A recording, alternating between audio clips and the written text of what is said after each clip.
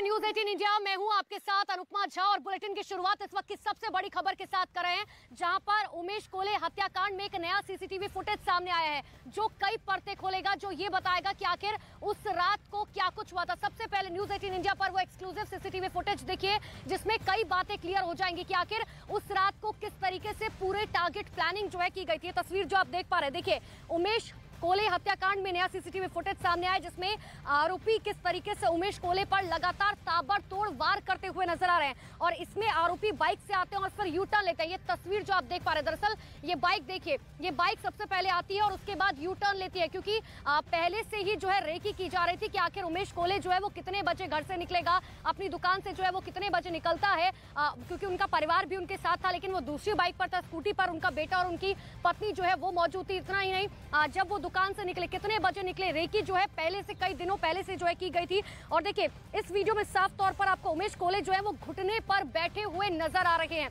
ये सीसीटीवी दरअसल उसी इलाके में मौजूद एक स्कूल का है, लेकिन देखिए क्योंकि अंधेरा बहुत ज्यादा था, रात की बात है और यही वजह है कि ये फुटेज बहुत ज्यादा साफ नहीं है। लेकिन बड़ी खबर के साथ इस वक्त की शुरुआत करें जहां पर उमेश कोले हत्याकांड में नया सीसीटीवी फुटेज सामने आया है जो पुलिस के लिए एक बहुत बड़ा सबूत सामने आएगा कि आखिर देखिए किस तरीके से प्लानिंग प्लॉटिंग जो है पहले से की गई थी। क्योंकि न्यूज 18 इंडिया ने आपको सबसे पहले इस बात की जानकारी दी थी कि आखिर देखिए किस तरीके से रेकी जो है कई दिनों से उमेश कोले की जा रही थी। ठीक ऐसी ही वारदात उदयपुर में भी हुई थी, कन्हैया लाल की भी पहले रेकी की गई थी कि आखिर वो कितने बजे कहां निकल रहे हैं और यही वजह है कि देखिए ऐसे ही उमेश कोले की भी हत्या की गई थी। पहले ये प्लान किया गया था कि आखिर वो अपनी दुकान से जो उनकी दवाई की दुकान है उससे वो कितने बजे जो है वो निकलते हैं और उसके बाद उनके ऊपर किस तरीके से ताबड़तोड़ वार किया गया। सीधे लिए चलते हैं ग्राउंड जीरो पर, हमारे सहयोगी दिवाकर हमारे साथ जुड़े हैं। दिवाकर, अंधेरा जरूर है इस वीडियो में लेकिन साफ तौर पर एक बात पता चल रही है कि रेकी पहले की गई थी और उसके बाद जो है ताबड़तोड़ हमला किया गया है उमेश कोले पर। अनुपमा, देखिए सीसीटीवी में अंधेरा जरूर है लेकिन कहीं ना कहीं उम्मीद की किरण उसमें दिख रही है जिसमें उमेश कोल्हे घुटने पर बैठे नजर आ रहे हैं और आरोपी उन पर वार कर रहे हैं। ये सीसीटीवी फुटेज वहां पे लगे कि स्कूल का है क्योंकि एक तरफ अस्पताल है जो सीसीटीवी पहले सामने आया था, ये सीसीटीवी उस स्कूल का है जो उस घंटा घर इलाके में है। उस सीसीटीवी कैमरे में ये तस्वीरें कैद हुई हैं जिसमें साफ तौर पर ये दिख रहा है कि उमेश कोल्हे के ऊपर किस तरह से ये आरोपी वार कर रहे हैं। इससे पहले एक आरोपी सबसे पहले बाइक से आता है, फिर यूटर्न लेता है, यूटर्न लेने के बाद फिर उमेश कोल्हे के ऊपर वार किया जाता है। और कहीं ना कहीं जब एनआईए की जांच अब शुरू हो गई है तो ये वीडियो काफी अहम साबित होने वाला है जांच एजेंसियों के लिए, खासतौर पर अमरावती पुलिस और एनआईए दोनों के लिए खासतौर पर बेहद अहम साबित होने वाला है क्योंकि सबसे बड़ी बात अब तक कई ऐसी फुटेज सामने नहीं आई थी जिसमें आरोपी वार करते हुए दिख रहे हो, लेकिन स्कूल जो वहां पर है वहां पर ये तस्वीरें सामने आई है, उसके कैमरे में तस्वीरें कैद हुई हैं जिसमें साफ तौर पर दिखा जा सकता है कि आरोपियों ने किस तरह से उमेश कोल्हे को मौत के घाट उतारा। ये तमाम तस्वीरें जो सीसीटीवी कैमरे में कैद हुई हैं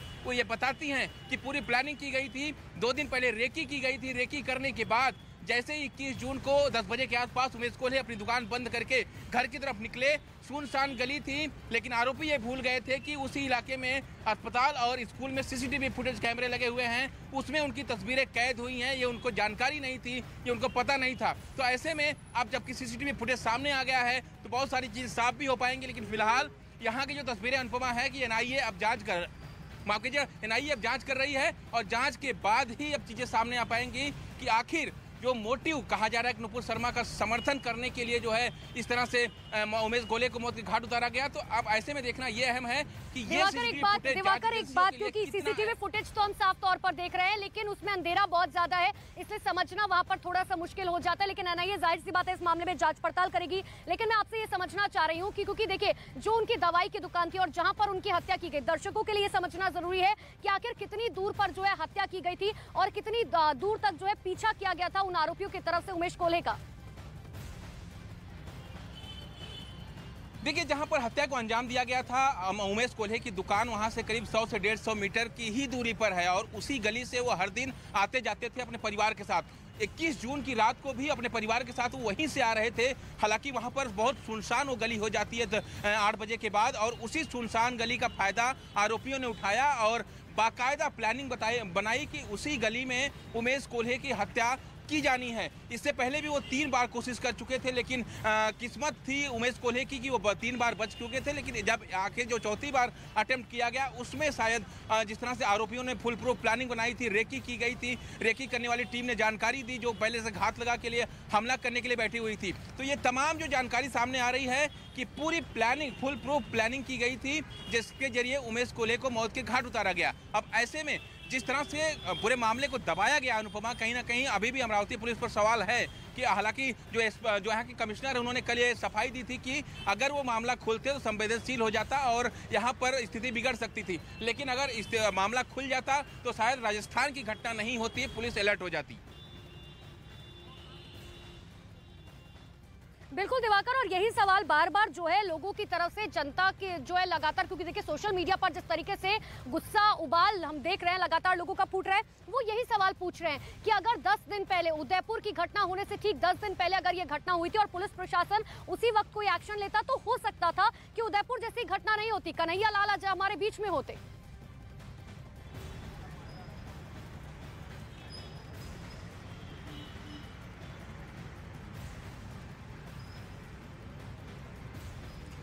जी बिल्कुल, साफ तौर पर अगर 21 जून की घटना होती है और उदयपुर में जो है जी 28 जून को उदयपुर में घटना होती है, यानी एक हफ्ते का वक्त था पुलिस के पास। हालांकि पुलिस ने यहाँ पर जो आरोप लग रहे हैं उनके ऊपर कि मामले को दबाने का प्रयास किया, लूटपाट का रंग देने की कोशिश की। और ऐसे में जब मामला खुला, क्योंकि महाराष्ट्र में सरकार बदल गई, सरकार दूसरी आई और एनआईए की एंट्री हो गई 2 जुलाई को, तब अमरावती पुलिस बिल्कुल एक्टिव हो गई। हर घंटे जो आरोपियों की गिरफ्तारी होने लगी और करीब 5 से 6 घंटे में 7 आरोपियों की गिरफ्तारी अमरावती पुलिस ने कर दी। लेकिन अगर वही जो मोटिव था, जो एंगल था कि नुपुर शर्मा के सपोर्ट में, समर्थन के चलते ही उमेश कोल्हे को मौत के घाट उतारा गया है, अगर वो बात सामने आ जाती, पुलिस इस पूरे मामले में अगर वो बात को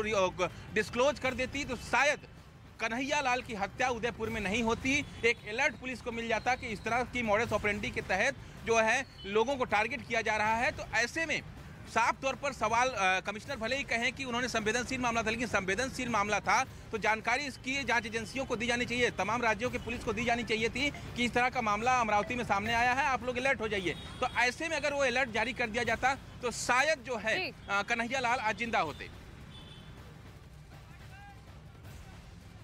बिल्कुल दिवाकर, आप हमारे साथ बने रहिए। एक बार दर्शकों को जो है हम फिर से वो तस्वीर दिखाते हैं, वो सीसीटीवी फुटेज एक बार फिर से दिखाते हैं कि आखिर किस तरीके से जो है उमेश कोल्हे की जो है दिन दहाड़े रात को जो है हत्या कर दी गई। हालांकि क्योंकि जाहिर सी बात है अंधेरे की वजह से सीसीटीवी फुटेज बहुत ज्यादा साफ नहीं है, लेकिन अपने दर्शकों को बता रहे हैं कि आखिर देखिए किस तरीके से एक बाइक जो है वो आती है और लगातार वो पीछा करती है उमेश कोल्हे का, और उसके बाद आगे जाकर यू टर्न लेती है और उसके बाद ताबड़तोड़ वार किया जाता है उमेश कोल्हे पर। तो एक एक अपडेट लगातार आपको बता रहे हैं। ग्राउंड जीरो पर हमारे साथ लगातार दिवाकर भी मौजूद है, लेकिन आगे बढ़ते एक और बड़ी खबर आपको बताते हैं उमेश कोल्हे हत्याकांड से जुड़ी, जहां पर ये जानकारी निकलकर सामने आ रही है कि कई लाख रुपए उधार थे आरोपी यूसुफ खान के ऊपर। आपको जानकारी दे दे कि देखिए 2 लाख रुपए बताया जा रहा है। जांच में इस बात को पता लगा है कि देखिए मामले में आरोपी डॉक्टर यूसुफ खान पर उमेश कोल्हे से 2 लाख रुपए उधार बाकी थे। यूसुफ ने उमेश कोल्हे से 2 लाख रुपए की दवाइयां उधार मिली थी और वो यूसुफ खान ही था जिसने उमेश कोल्हे के पोस्ट को दूसरे व्हाट्सएप ग्रुप पर भेजा था। अब पुलिस दरअसल इस एंगल से भी जांच करे कि कहीं साजिश के पीछे का एंगल लेन देन से जुड़ा तो वो नहीं है, क्योंकि देखिए 2 लाख रुपए की दवाइयां ली थी तो जाहिर सी बात है कि वो अभी तक पैसे नहीं चुका पाया था। तो अब इस एंगल से भी जांच पड़ताल की जा रही है कि कहीं क्या ये पूरा मामला लेन देन से जुड़ा हुआ तो नहीं था, क्योंकि अगर 2 लाख रुपए की दवाइयां ली थी तो जाहिर सी बात है कि यूसुफ खान को पैसे जो है वो रिटर्न करने थे, लेकिन वो पैसे रिटर्न नहीं कर पाए थे। तो और इतना ही नहीं, देखिए यूसुफ खान ही वो शख्स था जिसने जो नुपुर शर्मा के समर्थन में उमेश कोल्हे ने जो ट्वीट किया था, जो उन्होंने अपनी बात रखी थी, जो समर्थन किया था, उसको लेकर जो है वही उन्होंने ही व्हाट्सएप ग्रुप में, दूसरे व्हाट्सएप ग्रुप में भेजा था। तो देखिए एक एक अपडेट हम आपको लगातार बता रहे हैं कि आखिर किस तरीके से उमेश कोल्हे की दिन दहाड़ी जो है हत्या कर दी गई थी। और इसी बीच एक बड़ी खबर आपको बताते हैं, उदयपुर और अमरावती हत्याकांड के बीच खबर अजमेर से सामने आ रही है, जहां पर अजमेर शरीफ दरगाह के खादिम ने धमकी का एक वीडियो जारी किया है। और इस वीडियो में जो है देखिए क्या कुछ कहा गया। खादिम ने नुपुर शर्मा का सर कलम करने की धमकी दी है। नुपुर शर्मा का सर कलम करने की धमकी दी गई है। अजमेर के सलमान चिश्ती नाम के खादिम ने धमकी दी है और सर कलम करने वाले के लिए इनाम की घोषणा की है। आपको सुनाते हैं एक बार कि आखिर क्या कुछ कहा उन्होंने। मेरे को कसम है मेरे बुजुर्ग जलाल की, जिसने पैदा किया है मेरी उस माँ की, मैं उसे सरेआम गोली मार देता, मेरे बच्चों की कसम में गोली मार देता। और आज भी कुछ भी नहीं है, सीधा ठोक के कहता हूँ, जो नुपुर शर्मा की गर्दन लाएगा, who will ever like give me that, मैं अपना उसे ये घर दे दूंगा, पूरा रास्ते पे निकल जाऊंगा,